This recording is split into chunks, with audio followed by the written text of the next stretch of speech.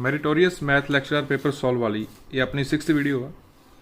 पहलियां 5 videos which आपां 95 तक sum solve कर चुके हैं। हुण आपां इस तो अगे सम सॉल्व करन जा रहे हैं। सो 96th है अपने को the number of ways in which a student can choose 5 courses out of 9 courses when 2 courses are compulsory. देखो टोटल 9 कोर्सेज आ विचों 5 चूज करने, 2 तो कंपलसरी है।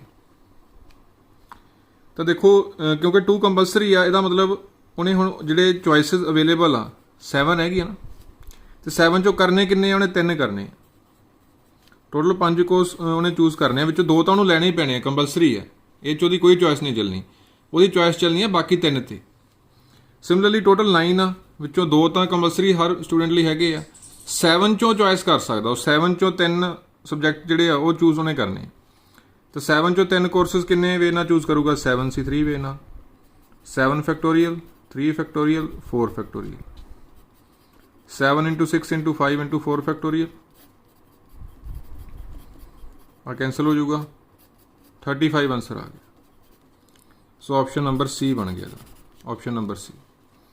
फिर नेक्स्ट है the factoring of any integer n into primes is unique apart from order of the prime factors. ये किहड़ी theorem आ? तो हैगी अपने को फंडामेंटल थ्योरम ऑफ अर्थमैटिक कि कोई भी अपने को इंटीजर आ n उन्होंने आप एक्सप्रैस कर सकते हैं as a multiplication of some primes.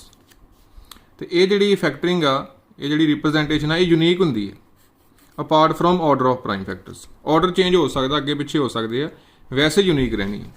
जिवें कोई भी अपने को मान लो 6 आ, आप 2 इंटू 3 लिख सकते हैं, अपने को हैगा 60, इनू आप लिख सकते हैं 2 स्केयर इंटू 3 इंटू 5 या 2 इंटू 2 कर लो, ये इस अकॉर्डिंग चलना, 2 इंटू 2 इंटू 3 इंटू 5। तो रिप्रजेंटेशन यूनीक होंगी है, अगे पिछे आ सकते, अगले च आप लिख सकते हैं 3 इंटू 2 इंटू 5 इंटू 2। यह नहीं हो सकता भी हुण प्राइम फैक्टर्स ही चेंज हो जाए सारे। तो बहुत इंपॉर्टेंट थ्योरम आ, फंडामेंटल थ्योरम ऑफ अर्थमैटिक। फिर next 98th which one of the following statements is correct. Correct दसनी है। तो अपने को देखते हैं if H is a subgroup of a group G then order G divides order G. तो ये वैसे तो देखो जे फाइनाइट होंदा ऑफ अ फाइनाइट ग्रुप, जे अपने कोई फाइनाइट ग्रुप होंदा फिर इन्हें ट्रू होना सीगा। लैग्रेंज थ्योरम आ कि ऑर्डर ऑफ एनी फाइनाइट जे कोई ग्रुप होवे then order of that subgroup divides order of group. Subgroup का ऑर्डर डिवाइड करूगा ग्रुप के ऑर्डर में फॉर फाइनाइट ग्रुप, इनफाइनाइट नहीं। सो गलत हो गई। फिर if G is a finite group whose order is a prime number P then G is abelian. किसी ग्रुप का ऑर्डर प्राइम आ तो वह अबिलियन होगा।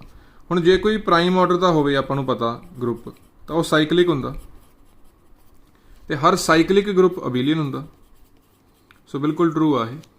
जे कोई ग्रुप आ जिहदा ऑर्डर प्राइम आ then that group will be abelian. बिल्कुल करैक्ट है, यही ऑप्शन बनना सी। बाकी भी देख लेने the product of 2 odd permutations is an odd permutation. तो यह गलत आ बिकॉज 2 ऑड परमूटेशन का प्रोडक्ट ईवन परमूटेशन होंदा। 2 ईवन परमूटेशन का प्रोडक्ट भी ईवन होंदा, 2 ऑड परमूटेशन का प्रोडक्ट भी ईवन होंदा। ये भी गलत होगी। A subgroup of G of order P raise to power M, P कोई प्राइम आ तो पी की पावर एम डिवाइड कर रही है ऑर्डर ऑफ जी नूं, इनू कहते पी साइलो सब ग्रुप कहते हैं। तो एक कंडीशन होर होनी चाहिए सी भी पी की पावर एम तो डिवाइड कर रही है तो पी की पावर एम प्लस 1 डिवाइड ना करे। That is M should be highest power of P that is dividing order of G. यदि हाईएस्ट पावर होनी चाहिए है ना एम, भी इस तो नैक्सट पावर कोई डिवाइड ना करे, फिर उन्होंने आप कहने भी एक साइलो पी साइलो सब ग्रुप आ। सो आ कंडीशन है नहीं कि इन्नी की गल नाल ही नहीं आप साइलो सब ग्रुप कह देंगे। सो ये भी अपना गलत। सो ऑप्शन बी ਇਹਦਾ करैक्ट बनना। प्राइम ग्रुप कोई ऑर्डर होवे किसी ग्रुप का वो साइकलिक होंदा and every cyclic group is abelian. फिर नैक्सट है which one of the following statements is correct. ये असल एक्चुअली इत्थे इनकरैक्ट चाहिए सी, ये क्वेश्चन ही गलत आ, इनकरैक्ट चाहिए इत्थे। तो हम देखते हैं if every element X of a ring satisfies X cube equal to X then R is abelian. बिल्कुल सही है। किसी भी रिंग में जो एक्स की power N is equal to X आ जाए तो कॉमूटेटिव रिंग होंगी है। ठीक है, इतने अबिलियन इन्होंने कॉमूटेटिव लिए यूज़ कर रहे हैं। सही है। एक्स क्यूब एक्स आ जाए, एक्स स्केयर एक्स आ जाए, एक्स की पावर 4 एक्स आ जाए, then we say that ring is a commutative ring. फिर next a principal ideal domain is a unique factorisation domain. तो आपको पता आप किया होया हर E I D E D P I D होंगी है अल्फाबैटिकल ऑर्डर, हर P I D U F D होंगी है। सो हर PID UFD रिजल्ट रखो इंपॉर्टेंट आ, याद रखो ये। सो ये भी करैक्ट आ। In a ring every prime ideal is a maximum ideal, तो हर रिंग च नहीं हुंदा है। जे तो PID हुंदी, PID च हुंदा हर प्राइम आइडियल मैक्सिमम आइडियल हुंदा ते हर मैक्सिमल आइडियल प्राइम आइडियल हुंदा। ਜਾਂ ਕੋਈ ਹੋਰ ਤਰ੍ਹਾਂ ਦੀ ਰਿੰਗ ਹੁੰਦੀ finite commutative ring with unity, ਉਹ 'ਚ ਵੀ ਹੁੰਦਾ every prime ideal is maximal ideal. In general any ring 'ਚ ਨਹੀਂ ਹੁੰਦਾ ਗਾ, ਤਾਂ ਇਹ ਗਲਤ ਆ। ਇਨਕਰੈਕਟ ਦੇ ਅਕੋਰਡਿੰਗ ਇਹ ਸਹੀ ਆਨਸਰ ਬਣਦਾ ਸੀ। ਅੱਗੇ ਫਿਰ ਕੀ ਕਹਿ ਰਹੇ, if an ideal U of R ring contains a unit of R then U is equal to R. ਇਹ ਵੀ ਬਿਲਕੁਲ ਸਹੀ ਆ। ਜੇ ਕਿਸੇ ਆਈਡੀਅਲ ਯੂ ਵਿੱਚ ਯੂਨਿਟ ਆ ਜੇ, ਯੂਨਿਟ ਮਤਲਬ ਹੁੰਦਾ ਜਿਹਦਾ ਇਨਵਰਸ ਐਗਜ਼ਿਸਟ ਕਰੇ, ਤਾਂ ਇਹਦਾ ਮਤਲਬ 1 ਵੀ ਆ ਜਾਊਗਾ। ਜੇ ਕਿਸੇ ਆਈਡੀਅਲ ਵਿੱਚ ਯੂਨਿਟ ਆ ਜੇ ਤਾਂ ਯੂ ਆ ਗਿਆ, ਮਤਲਬ ਯੂ ਇਨਵਰਸ ਵੀ ਉਸ 'ਚ ਐਗਜ਼ਿਸਟ ਕਰੂਗਾ। ਸੋ 1 ਵੀ ਐਗਜ਼ਿਸਟ ਕਰ ਗਿਆ ਆਈਡਲ 'ਚ। ਕਿਸੇ ਆਈਡਲ 'ਚ ਜੇ ਯੂਨਿਟੀ ਆ ਜੇ ਤਾਂ ਉਹ ਰਿੰਗ ਦੇ ਇਕੁਅਲ ਹੀ ਬਣ ਜਾਂਦਾ ਹੁੰਦਾ। ਇਹ ਬਹੁਤ ਇੰਪੋਰਟੈਂਟ ਰਿਜ਼ਲਟ ਆ। ਕਿਸੇ ਆਈਡੀਅਲ ਵਿੱਚ ਜੇ ਆਪਣੇ ਕੋਲ 1 ਆ ਜੇ, ਮੀਨ ਯੂਨਿਟੀ ਆ ਜੇ, ਤਾਂ ਉਹ U is equal to R ਹੀ ਆਪਣੇ ਕੋਲ ਬਣ ਜਾਂਦਾ। ਸੋ ਇਹ ਵੀ ਬਿਲਕੁਲ ਸਹੀ ਸੀ। ਸੀ ਇਨਕਰੈਕਟ ਸੀਗਾ, ਇਨਕਰੈਕਟ ਚਾਹੀਦਾ ਸੀ। ਵੈਸੇ ਕੁਐਸਚਨ ਗਲਤ ਆ ਇਹ, ਇਹਨਾਂ ਨੇ ਕਰੈਕਟ ਪੁੱਛਿਆ ਹੋਇਆ ਸੀ। 3 ਸਟੇਟਮੈਂਟ ਕਰੈਕਟ ਆ, 1 ਇਨਕਰੈਕਟ ਆ। ਫਿਰ ਨੈਕਸਟ ਆ which one of the following statement is correct. ਹੁਣ ਕਰੈਕਟ ਦੱਸਣੀ ਹੈ। If P is a prime number then the polynomial x raise to power n minus P where n ਕੋਈ positive integer ਆ, ਇਹ ਇਰਡਿਊਸੀਬਲ ਹੋਊਗਾ ਓਵਰ ਦਾ rational. ਤਾਂ ਬਿਲਕੁਲ ਸਹੀ ਆ, ਇਹ ਸਟੈਂਡਰਡ ਰਿਜ਼ਲਟ ਆ। x raise to power n minus P, P ਕੋਈ ਪ੍ਰਾਈਮ ਹੋਵੇ ਤਾਂ ਇਰਡਿਊਸੀਬਲ ਹੁੰਦਾ, ਉਹ ਰਿਡਿਊਸ ਨਹੀਂ ਕਰ ਸਕਦੇ ਆਪਾਂ ਉਹਨੂੰ, ਉਹਦੇ ਫੈਕਟਰ ਨਹੀਂ ਬਣਾ ਸਕਦੇ ਕਿ ਇਰਡਿਊਸੀਬਲ ਰਹਿੰਦਾ ਓਵਰ ਦਾ ਰੈਸ਼ਨਲ। ਫੈਕਟਰ ਨਹੀਂ ਬਣਾ ਸਕਦੇ ਆਪਾਂ, ਕੋਈ ਨॉन ਕੌਂਸਟੈਂਟ ਪੋਲੀਨੋਮੀਅਲ ਦੇ ਪ੍ਰੋਡਕਟ ਵਿੱਚ ਨਹੀਂ ਐਕਸਪ੍ਰੈਸ ਕਰ ਸਕਦੇ। ਸੋ ਬਿਲਕੁਲ ਸਹੀ ਹੈ, ਇਹੀ ਆਪਸ਼ਨ ਆ। ਬਾਕੀ ਵੀ ਜ਼ਰੂਰ ਚੈੱਕ ਕਰਨੇ ਚਾਹੀਦੇ ਆ। The ring of integers modulo 4 is a field. ਦੇਖੋ ਕੋਈ ਵੀ ਫਾਈਨਾਈਟ ਇੰਟੈਗਰਲ ਡੋਮੇਨ ਹੋਵੇ ਉਹ ਆਪਣੇ ਕੋਲ ਫੀਲਡ ਹੁੰਦੀ ਹੈ। ਫਾਈਨਾਈਟ ਇੰਟੈਗਰਲ ਡੋਮੇਨ ਹੋਵੇ ਉਹ ਫੀਲਡ ਹੁੰਦੀ ਹੈ। ਤਾਂ ਆਪਾਂ ਇਹ ਦੇਖਣਾ ਕਿ ਇਹ ਫਾਈਨਾਈਟ ਇੰਟੈਗਰਲ ਡੋਮੇਨ ਹੈਗੀ ਹੈ, ਤਾਂ ਇਹ Z4 ਆ। ਇਹ ਫਾਈਨਾਈਟ ਇੰਟੈਗਰਲ ਡੋਮੇਨ ਨਹੀਂ ਹੈਗੀ। ਜੇ ZP ਹੋਵੇ, ਕੋਈ ਪ੍ਰਾਈਮ ਨੰਬਰ ਹੋਵੇ, ਫਿਰ ਉਹ ਫੀਲਡ ਹੁੰਦੀ ਹੈ। ਇੱਥੇ 3 ਹੁੰਦਾ, 5 ਹੁੰਦਾ, 7 ਹੁੰਦਾ, ਤਾਂ ਫਿਰ ਇਹ ਫੀਲਡ ਹੋਣਾ ਸੀ, ਬਿਕੋਜ਼ ਉਹ ਫਾਈਨਾਈਟ ਇੰਟੈਗਰਲ ਡੋਮੇਨ ਬਣ ਜਾਣੀ ਸੀ। ZP is integral domain if and only if P is a prime number. ਤੇ ਉਹ ਜੇ ਫਾਈਨਾਈਟ ਇੰਟੈਗਰਲ ਡੋਮੇਨ ਬਣ ਜਾਂਦੀ ਫਿਰ ਉਹ ਫੀਲਡ ਵੀ ਬਣ ਜਾਣਾ ਸੀ। ਸੋ ਇਹ ਗਲਤ ਹੋ ਗਿਆ, 4 ਕਰਕੇ ਗਲਤ ਆ। 3, 5, 7, 11 ਕੁਛ ਵੀ ਹੁੰਦਾ ਸਹੀ ਹੋਣਾ ਸੀ। Z2 ਵੀ ਸਹੀ ਹੋਣਾ ਸੀ। The alternating group AN has non trivial normal subgroup for n greater than equal to 5। तो बहुत अपने को स्टैंडर्ड रिजल्ट आ कि A5 अपने को सिंपल होंदा गा for n greater than equal to 5। Simple मतलब भी ਇਹਦਾ ਕੋਈ ਵੀ नॉर्मल सब ग्रुप नहीं ਹੁੰਦਾ, ਕੋਈ ਵੀ नॉन ट्रीवियल नॉर्मल सब ग्रुप नहीं ਹੁੰਦਾ ਗਾ, ਉਹਨੂੰ ਸਿੰਪਲ ਕਹਿੰਦੇ ਆ। ਇਹ ਕਹਿੰਦੇ ਹੁੰਦਾ ਤਾਂ ਗਲਤ ਆ। ਫਿਰ ਆਹ ਸਟੇਟਮੈਂਟ ਵੀ ਇੰਪੋਰਟੈਂਟ ਹੈ, ਐਜ਼ ਇਟ ਇਜ਼ ਆ ਸਕਦੀ। The symmetry group SN of degree n is always a solvable group. ਤਾਂ ਇਹ ਵੀ ਗਲਤ ਆ। ਇਹ ਵੀ ਆਪਣੇ ਕੋਲ ਜਿਹੜਾ SN ਆ n greater than equal to 5 ਲਈ ਸੋਲਵੇਬਲ ਨਹੀਂ ਹੁੰਦਾ ਗਾ। ਸੋਲਵੇਬਲ ਉਹਨੂੰ ਕਹਿੰਦੇ ਆ ਵੀ ਜੇ ਆਪਣੇ ਕੋਲ ਇੱਕ ਆਪਾਂ ਸੀਰੀਜ਼ ਬਣਾ ਸਕੀਏ ਕਿਸੇ ਵੀ ਗਰੁੱਪ ਵਿੱਚ, ਵੀ ਸੀਰੀਜ਼ ਬਣ ਜਾਂਦੀ ਹੁੰਦੀ ਇਸ ਤਰ੍ਹਾਂ ਦੀ, ਕਰਦਿਆਂ ਇਹਦੇ 'ਤੇ ਗਰੁੱਪ ਆ ਜੇ, ਇਹ ਸਾਰੇ ਸਬ ਗਰੁੱਪ ਹੋਣ, ਕਿ ਸਾਰੇ ਸਬ ਗਰੁੱਪ ਨਾਰਮਲ ਹੋਣ, ਅਤੇ ਜਿਹੜੇ ਫੈਕਟਰ ਗਰੁੱਪ ਹੋਣ G2/G1 G3/G2 ਕਰਕੇ G ਇਸ ਤਰ੍ਹਾਂ ਕਰਕੇ, ਠੀਕ ਹੈ, ਉਹ ਆਪਣੇ ਕੋਲ ਅਬੀਲੀਅਨ ਹੋਵੇ, ਹਰ ਫੈਕਟਰ ਗਰੁੱਪ ਅਬੀਲੀਅਨ ਹੋਵੇ, ਤੇ ਸਾਰੇ ਗਰੁੱਪ ਇਹ ਨਾਰਮਲ ਸਬ ਗਰੁੱਪ ਹੋਣ ਇੱਕ ਦੂਜੇ ਵਿੱਚ। ਤਾਂ ਜਿਹੜੇ SN ਆ ਇਸ ਤਰ੍ਹਾਂ ਦਾ ਇਹ 'ਚ ਨਹੀਂ ਹੁੰਦਾ, ਕੋਈ ਸੋਲਵੇਬਲ ਨਹੀਂ ਹੁੰਦੇ। ਇਹ ਵੀ ਗਲਤ ਆ। ਫਿਰ ਨੈਕਸਟ ਹੈ ਐਵਰੀ ਡਿਸਕ੍ਰੀਟ ਟੋਪੋਲੋਜੀਕਲ ਸਪੇਸਿਸ। ਤਾਂ ਇਹ ਕੁਛ ਆਪਣੇ ਕੋਲ ਜਿਹੜੀ ਡਿਸਕ੍ਰੀਟ ਟੋਪੋਲੋਜੀਕਲ ਸਪੇਸ ਹੁੰਦੀ ਆ ਉਹਦੀਆਂ ਕੁਛ ਪ੍ਰੋਪਰਟੀਜ਼ ਹੁੰਦੀਆਂ, ਉਹ ਹੌਸਡੌਫ ਹੁੰਦੀ ਹੈ। ਆਪਸ਼ਨ ਨੰਬਰ C ਹੈ। ਬਾਕੀ ਸਾਰੇ ਆਪਸ਼ਨ ਗਲਤ ਆ। ਕਨੈਕਟਡ ਵੀ ਨਹੀਂ ਹੁੰਦੀ, ਕੰਪੈਕਟ ਵੀ ਨਹੀਂ। ਕੰਪੈਕਟ ਤਾਂ ਹੁੰਦੀ ਹੈ ਜੇ ਫਾਈਨਾਈਟ ਹੋਵੇ, ਉਹ ਕੰਡੀਸ਼ਨ ਹੁੰਦੀ ਹੈ ਨਾਲ, ਇਟ ਸ਼ੁੱਡ ਬੀ ਫਾਈਨਾਈਟ, ਠੀਕ ਹੈ। ਬਾਕੀ ਨਹੀਂ ਹੁੰਦੀ, ਹੌਸਡੌਫ ਹੁੰਦੀ। ਸਾਰੇ ਇਨਫੈਕਟ ਸੈਪਰੇਸ਼ਨ ਐਕਸੀਓਮ ਸੈਟਿਸਫਾਈ ਕਰਦੀ ਹੈ ਕਿ ਨਾਰਮਲ ਵੀ ਹੁੰਦੀ ਆ, ਰੈਗੂਲਰ ਵੀ ਹੁੰਦੀ ਆ। ਡਿਸਕ੍ਰੀਟ ਟੋਪੋਲੋਜੀਕਲ ਸਪੇਸ ਸੈਟਿਸਫਾਈਜ਼ ਆਲ ਸੈਪਰੇਸ਼ਨ ਐਕਸੀਓਮਸ, ਕਿ ਨਾਰਮਲ ਵੀ ਹੋਊਗੀ, ਰੈਗੂਲਰ ਵੀ ਹੋਊਗੀ, ਪਰਫੈਕਟਲੀ ਨਾਰਮਲ, ਕੰਪਲੀਟਲੀ ਨਾਰਮਲ, ਹੌਸਡੌਫ, ਉਹ ਸਾਰੇ ਹੋਊਗੇ। ਇਹਨਾਂ 'ਚੋਂ ਨਹੀਂ ਕੁਛ ਹੁੰਦੀ। ਸੋ ਆਪਸ਼ਨ ਨੰਬਰ C ਹੈ ਇਹਦਾ ਇੰਪੋਰਟੈਂਟ ਰਿਜ਼ਲਟ। ਫਿਰ next, in the real line R the set of natural number is dense। dense ਵਗੈਰਾ, dense ਬਾਰੇ ਪੁੱਛ ਰਿਹਾ। dense ਕੀ ਹੁੰਦਾ? A is said to be dense in B if closure of A is equal to B। ਜੇ A the closure ਕਰਨ ਤੋਂ ਬਾਅਦ B ਆ ਜੇ, ਕਲੋਜ਼ਰ ਮਤਲਬ ਕੀ ਹੁੰਦਾ? ए तो यूनीयन ए डैश मतलब इत्थे प्रोबेबिलिटी वाला नहीं गा, कॉम्पलीमेंट नहीं गा, ये हैगा set of limit points. A set हो गया, ए डैश मतलब set of limits points of A, तो ये मिल के क्लोजर बनाते होंगे। तो किसी सैट का क्लोजर लैके जे अपने को बी आ जाए then we say A is dense in B. तो आप चैक करते हैं set N of natural number, real line च कहते किहड़े किहड़े डेंस होणगे, किहदा क्लोजर लैके आपां नूं आर मिल जूगा। तो जे एन का क्लोजर लवांगे एन यूनीयन एन डैश, तो लिमिट पॉइंट एन दे, नैचुरल नंबर तो देखो कोई लिमिट पॉइंट हुंदा ही नहीं गा, नैचुरल नंबर अपने कोल हुंदे आ, कोई इस तरह का पॉइंट है ही नहीं कि जिहदे नेबरहुड विच इनफाइनाइटली मैनी पॉइंट्स होण। नैचुरल नंबर का कोई भी लिमिट पॉइंट नहीं हुंदा, फाई हुंदा एन डैश, तो एन ही रह गया। तो एन क्लोजर तो एन ही आ गया, आर नहीं आया, सो ये नहीं डेंस हो सकता। सैट 1 1/2 1/3 1/4 आऊगा, अगे करदे करदे जाऊगा ये। तो देखो इहदा हुण जे तुसीं क्लोजर लओगे ਇਹਦੇ लिमिट पॉइंट किन्ने होने, लिमिट पॉइंट ਵੱਧ ਤੋਂ ਵੱਧ ਇਹਦਾ 0 बन जूगा, वो भी सैट 'ਚ नहीं होना गा। चलो जे मान लो सैट 'ਚ हो भी जाए 0, कल्ले 0 ਵਿੱਚ ਐਡ ਕਰਨ ਵਾਲੇ ਸਾਰਾ ਰੀਅਲ ਥੋੜਾ बन जूगा। ਇਹ सैट ਦਾ क्लोजर भी ਰੀਅਲ नहीं बन सकता, ठीक है ना, ਇਹਦਾ भी सवाल नहीं पैदा ਹੁੰਦਾ, ਰੀਅਲ बहुत दूर है तो ये भी है नहीं गा। Cantor set is dense, Cantor set की ਹੁੰਦਾ है 0 ਤੋਂ 1 ਦੇ ਵਿੱਚ ਹੀ ਨਾ ਕੁਝ ਪੋਰਸ਼ਨ ਡਿਲੀਟ ਕਰ ਕਰਕੇ ਬਣਦਾ ਹੁੰਦਾ ਹੈ। तो 0 ਤੋਂ 1 ਦੇ ਵਿੱਚ ਹੀ ਇਹ ਬਣਿਆ ਹੋਇਆ ਪੋਰਸ਼ਨ ਲੀਡ ਕਰ ਕਰਕੇ ਵੱਧ ਤੋਂ ਵੱਧ ਕਿੱਥੇ ਪਹੁੰਚ ਜੂ, 0 1 ਨਹੀਂ ਪਹੁੰਚ ਜੂ, ਸਾਰੀ ਰੀਅਲ ਲਾਈਨ ਤਾਂ ਕਵਰ ਨਹੀਂ ਹੋਣੀ ਹੈ, तो ਇਹ ਵੀ ਡੈਂਸ ਹੈ ਨਹੀਂਗਾ। Set Q of rational number is dense, ਇਹ ਬਿਲਕੁਲ ਸਹੀ ਆ, ਬਿਕੋਜ਼ ਆਪਣੇ ਕੋਲ ਕਿਊ ਯੂਨੀਅਨ ਕਿਊ ਡੈਸ਼ ਜਿਹੜੇ ਹੁਣ ਦੇਖੋ ਇਹ ਆਪਣੇ ਕੋਲ ਰੀਅਲ ਹੀ ਬਣ ਜਾਣੇ, ਕਿਉਂਕਿ ਕਿਊ ਡੈਸ਼ ਮਤਲਬ set of limits points of Q. Rational number ਦਾ ਦੇਖੋ ਆਪਾਂ ਕੋਈ ਰੈਸ਼ਨਲ ਨੰਬਰ 'ਚ ਸੀਕੁਐਂਸ ਲੈ ਲਿਆ, ਕੋਈ ਸਬਸੈਟ ਲੈ ਲਿਆ, ਜਾਂ ਉਹਦੇ ਜਿਹੜੇ ਲਿਮਿਟਸ ਪੁਆਇੰਟ ਆਣਗੇ ਉਹ ਜਾਂ ਤਾਂ ਰੈਸ਼ਨਲ ਹੀ ਆਣਗੇ ਜਾਂ ਇਰਰੈਸ਼ਨਲ ਆਣਗੇ, ਇਸ ਤੋਂ ਬਾਹਰ ਤਾਂ ਨਹੀਂ ਜਾਣੇ। ਤਾਂ ਜੇ ਇਰਰੈਸ਼ਨਲ ਆਏ ਜਾਂ ਰੈਸ਼ਨਲ ਆਏ ਮਿਲ ਕੇ ਸਾਰੇ ਰੀਅਲ ਨੰਬਰ ਬਣਾ ਲੈਣਗੇ। ਸੋ ਬਹੁਤ ਇੰਪੋਰਟੈਂਟ ਰਿਜ਼ਲਟ ਆ, set Q of rational number dense ਹੁੰਦਾ ਆਰ ਵਿੱਚ। ਆਪਸ਼ਨ ਨੰਬਰ ਡੀ ਕਰੈਕਟ ਆ।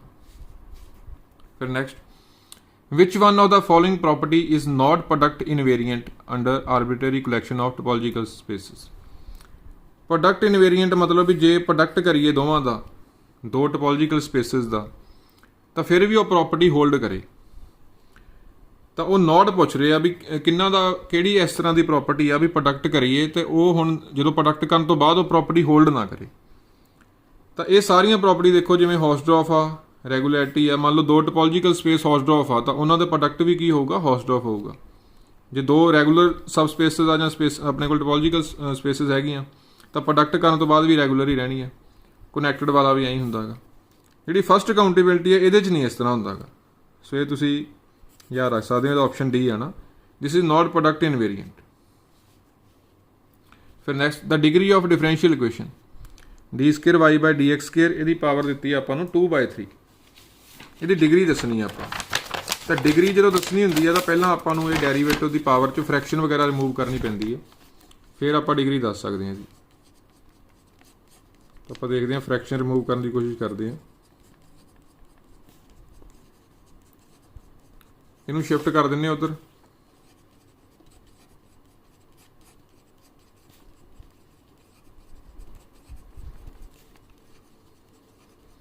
ਹੁਣ ਦੇਖੋ ਫਰੈਕਸ਼ਨ ਰਿਮੂਵ ਕਰਨੀ ਹੈ, taking cube on both side ਕਰ ਦਿੰਦੇ ਹਾਂ, ਦੋਨੋਂ ਸਾਈਡ ਕਿਊਬ ਲੈ ਲਓ।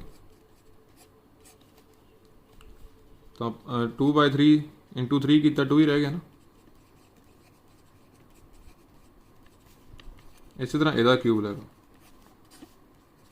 ਹੁਣ ਆ ਬ੍ਰੈਕਟ ਖੋਲਾਂਗੇ ਪਹਿਲਾਂ, a - b ਦਾ ਹੋਲ ਕਿਊਬ, a ਕਿਊਬ ਸਿੱਧਾ ਇੱਥੋਂ ਆਈਡੀਆ ਲੱਗ ਜਾਣਾ ਵੈਸੇ ਬਿਨਾਂ ਸੋਲਵ ਕੀਤੇ ਤੋਂ ਵੀ, -b ਕਿਊਬ -3a²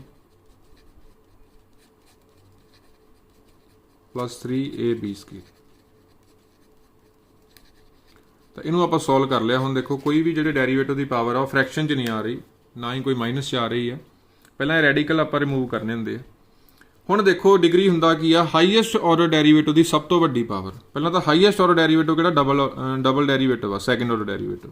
ਇੱਥੇ ਦੀ ਪਾਵਰ 2 ਆ, ਇੱਥੇ 3 ਆ, ਇੱਥੇ 2 ਆ, ਇੱਥੇ 2 ਆ, ਸਭ ਤੋਂ ਵੱਡੀ 3 ਹੋ ਗਈ ਨਾ। Highest power of highest order derivative, ਉਹਨੂੰ ਡਿਗਰੀ ਕਹਿੰਦੇ ਆ। ਤਾਂ ਸੋਲਵ ਕਰਨ ਤੋਂ ਬਾਅਦ ਆ ਗਿਆ ਆਪਣੇ ਕੋਲ ਡਿਗਰੀ 3 ਆ ਗਈ। Option number B। फिर नेक्स्ट है the equation of curve who slope at any point different from origin is y plus Y backs.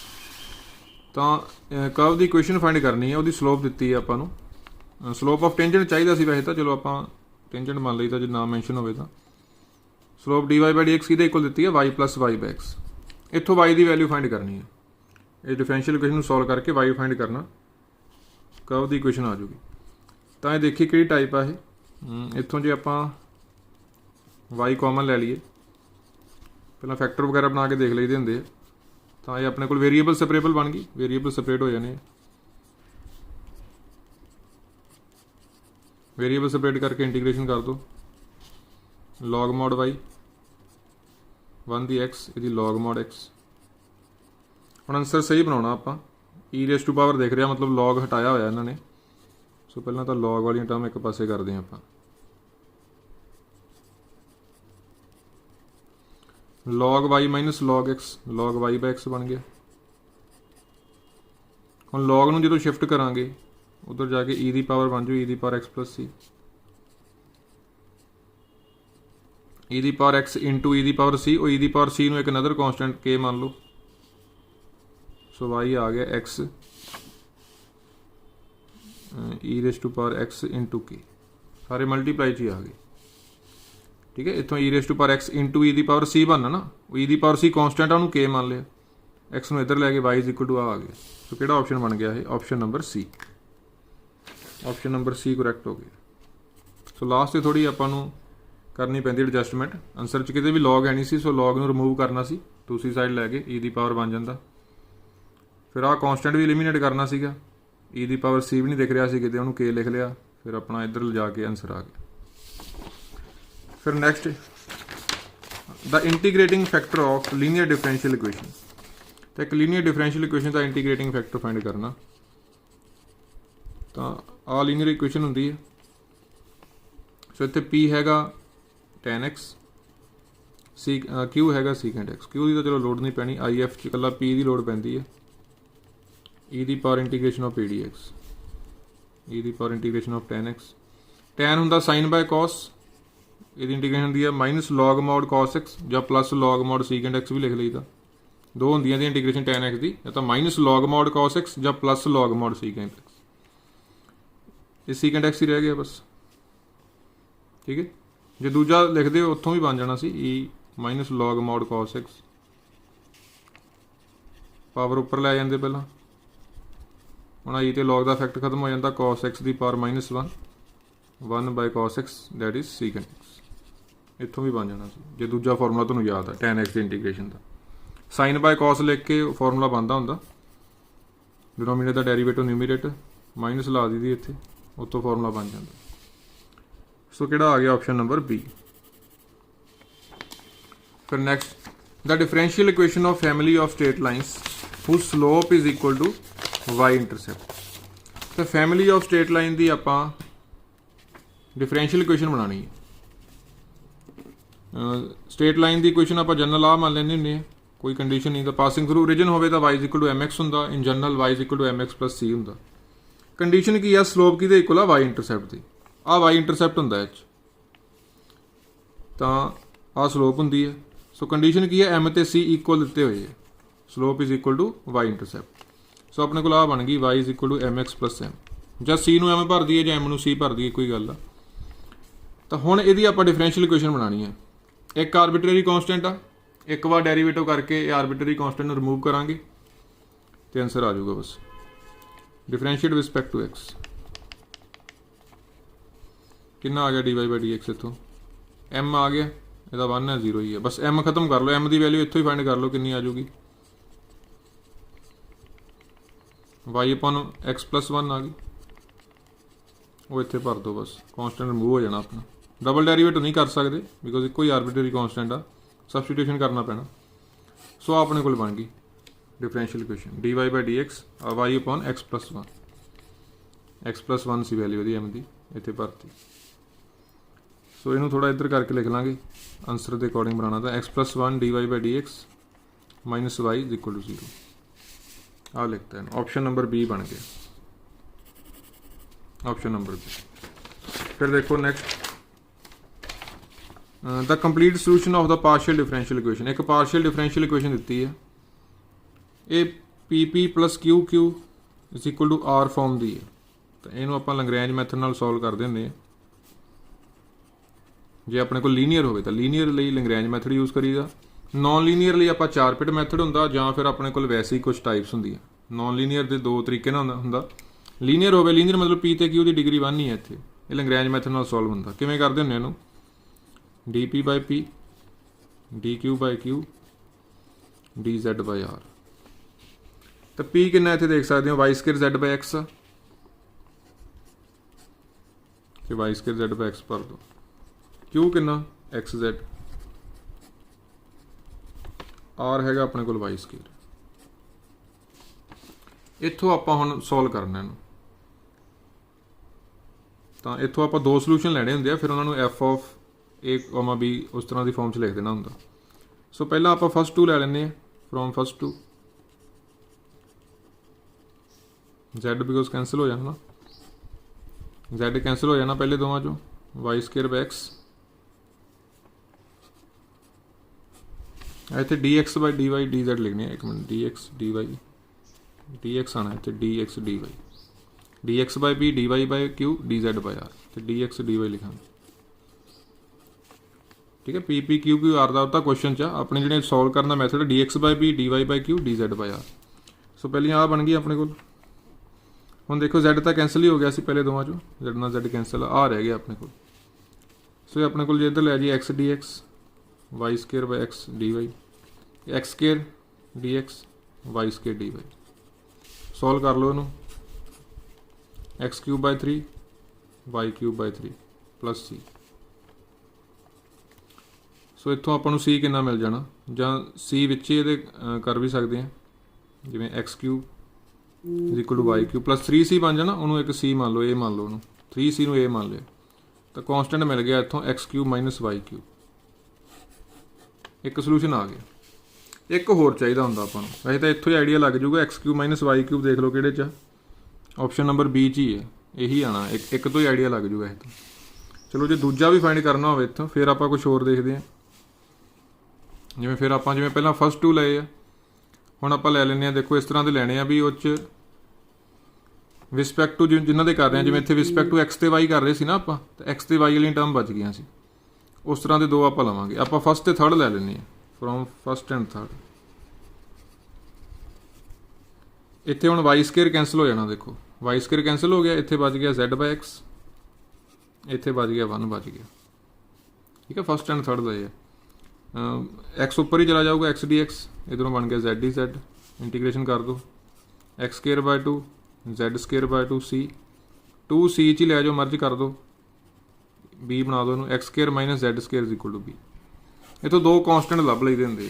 फिर सलूशन दो वे नाल लिख लईदा, जां तां ऐ लिख लईदा भी एफ ऑफ पहला ए पा के कॉमा बी पा के दिस इज इक्वल टू 0, जां इनू ऐ लिख लईदा भी पहला फंक्शन आ, पहला मतलब जो आंसर आया सी वो फंक्शन होगा दूजे का, फाई भी यूज़ कर लीदा, एफ भी यूज़ कर लीदा, दो वे नाल एंड ते आपां सलूशन लिख दिंदे हुंदे। सो अपना ऑप्शन बन गया, इन्होंने आ वे नाल लिखा होया। फिर फाई वगैरह भी यूज़ कर सकते, जी भी कोई भी फंक्शन लै सकते। सो ये तरीका होंदा लैग्रेंज मैथड आए to solve linear equation. Direct भी पूछ सकते हैं भी जे linear partial differential equation solve करनी है तो किहड़ा मैथड यूज़ करोगे, then we will use Lagrange method, D x by P d Y by Q D Z by r. First two लै सो, फिर 2 3 भी लै सकते होंगे, डिपेंड करता फस्ट एंड थर्ड भी लै सकते होंगे, वो अकॉर्डिंग वैल्यू देखनी पैंदी है भी जिहदे रिस्पैक्ट टू डेरीवेटिव करना उही टर्म्स बचनियां चाहिदियां अपने कोल, ਉਹਦੇ अकॉर्डिंग देखना। फिर next Charpit's method is used for solving. तो आप किया जो तो लैग्रेंज मैथड आ लीनियर ਲਈ है, चारपिट मैथड आ जो नॉन लीनियर ਲਈ है।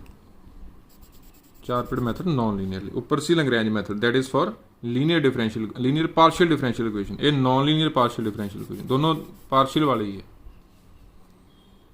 फिर next the order of convergence of Newton Raphson method. तो आप पहला भी किया 2 होंदा है, सारिਆਂ ਦਾ पता हो, बाईसैक्शन का 1 आ, रैगूलर फॉल्सी का 1 आ, सीकेंड का 1.618 आ, जिन्हों कि आप गोल्डन रेशो भी कहने हैं, न्यूटन रैप्सन का 2 जो फास्टैसट पुछ लैन रेट ऑफ कन्वर्जेंस वो न्यूटन रैप्सन की है। ऑलवेज किहड़े कन्वर्ज करते हैं, बाईसैक्शन तो रैगूलर फॉल्सी, ਉਹ ਆਪਾਂ ਲੈਕਚਰ ਵਾਲੀ ਵੀਡੀਓ 'ਚ ਸਾਰੇ ਲਿਖੇ ਸੀ ਉੱਥੇ। ਸੋ ਇਹਦਾ ਆਪਸ਼ਨ ਆ ਜਾਣਾ ਆਪਸ਼ਨ ਨੰਬਰ ਬੀ।